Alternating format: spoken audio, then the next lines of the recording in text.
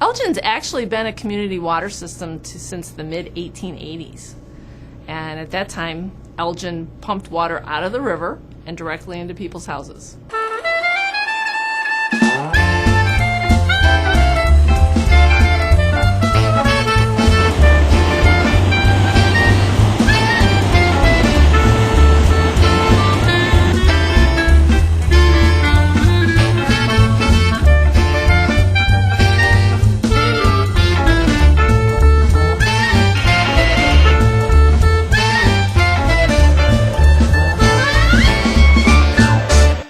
It was strictly pumped from the river into the houses. As a matter of fact, back in those times, they used hollowed out either wooden logs or old wooden water pipe was like a railroad tie that was hollowed out that conveyed water. It was a great coup for communities that had water systems that were centrally located to a river where they could withdraw the water. But over time, as the community grew up, and consequently commercial, industrial businesses and waste also grew up along the river, that ended up going back into the river, and therefore the water system became contaminated. So beginning in 1906, Elgin drilled wells. And from 1906 to, I believe, 1974, Elgin drilled 11 wells. And we still have those 11 wells today, although we don't use them primary as our source, but we still have them and do use them regularly. As the community grew, they decided that there needed to be some other source looked at, because they either needed to drill additional wells or they needed to look to an alternative source. And because drinking water treatment had come a long way since the early 1900s, they looked back to the river. This is the river intake structure. The actual intake structure, which are just coarse bar screens that allow the water to flow into the wet wells in the river intake. Right at that point, we feed potassium permanganate for taste and odor and to help zebra mussel control. From there, we go to a finer automated bar screens that will catch the finer debris such as leaves and so forth. From there we go, the water flows into the wet wells, and we have 6 vertical turbine pumps. The operators will use those and adjust them. They want large amounts of water or smaller amounts of water. We have 2 pumps that are variable speed, so they can fine-tune those 2 pumps to get the exact flow they want. The water comes up a large diameter pipe into this basin where we add powdered activated carbon, and we also add alum as a coagulant. And what we're trying to do is get the dirt and impurities to stick together, create a precipitate which will settle to the bottom. This basin holds 2 million gallons of water. The water comes into the center. We have large mixers that mix the chemicals with the water. And then the basin is actually 27 feet deep. It's deeper at the center. It's kind of cone-shaped, so all the precipitate is going to settle to the bottom, where the precipitate will actually be extracted off the bottom of the basin. The clean water then decants off the top. You can see here in the weirs around the outside of the basin. And then the water from this basin moves on to the second treatment process. This is our primary softening basin. Water comes from the first basin, which is our pre-sedimentation basin. The water comes up here. We add lime as our coagulant, lime as in calcium carbonate.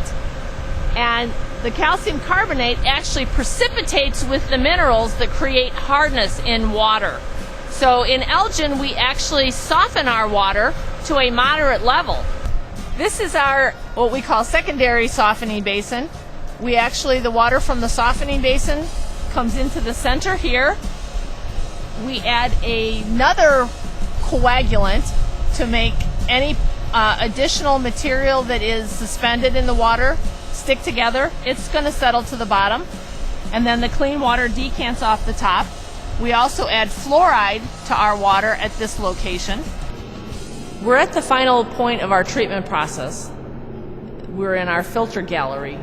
The water comes from the secondary basin out in the yard into the building, underground piping, the water is fed into these filters. We have 8 filters that are 726 square feet. There's 6 feet of water before you actually get into the filter media. The filter media is sort of like a filter in a fish tank or in a home filtration device.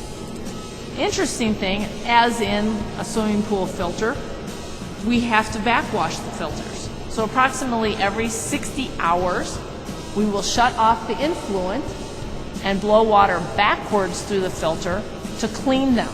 We reclaim that water so the water is not wasted, and we recycle it through our treatment process. On a day-to-day basis, we have certain things that we have to do. We keep track of river flows, which I've got here. We keep track of our pumping. We have to maintain certain pressures and certain tank levels in the system. We do with water samples 4 times a day. We do over 200 different analyses each day on the water. That's in 8 hours. In an 8 hour, yeah, in an 8 hour repeat that every 8 hours. So 200 samples that are repeated every 8 hours. Every 8 hours. So that would be 3 times a day.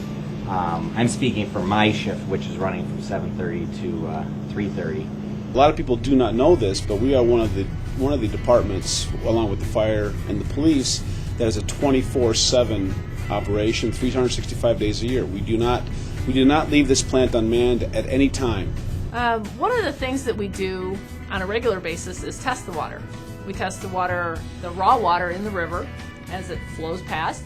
We test the water throughout the treatment process and all the varying different steps, and we also test the finished water. The chemistry side, we're doing quality control testing. We're checking the distribution system, and we're also checking the water in the process of being made above and beyond what the operators do for their testing. Right now we're doing distribution testing behind me. They're checking the water all around the city for chlorine, turbidity, total hardness, calcium hardness, pH. I'll also be checking the water for total coliform bacteria and heterotrophic plate count. The microbiology side is state certified to do the bacteriological testing. The water quality laboratory is also involved in investigating water quality complaints around the town, hopefully finding a resolution for the people, or at least explaining what the phenomenon is that they're observing. The big one right now is my water's cloudy as it comes out of the faucet. Is it safe to drink? What's going on? It looks like milk. Actually, and this happens more frequently in the cold weather than warm, but it can happen any time of the year, is that when your water's cloudy, if you take a glass of it through clear glass and watch it, it will clear from the bottom up. And what that is dissolved air in your water. The air that you breathe is actually dissolved in the water.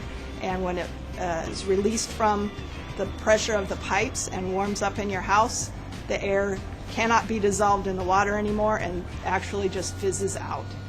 We're also looking at educating people towards more effective uses of the resources. To improve efficiency, for example, some things that people can do would be to replace toilets with high-efficiency toilets, high-efficiency washing, clothes washers, so that without any change in behavior, they're actually using less water, doing what everybody needs to do throughout the day. So if people learn more responsible ways for watering their lawn, or washing their cars, or doing their dishes, or flushing their toilets, not only is it good for the water system, it's also good for the homeowner.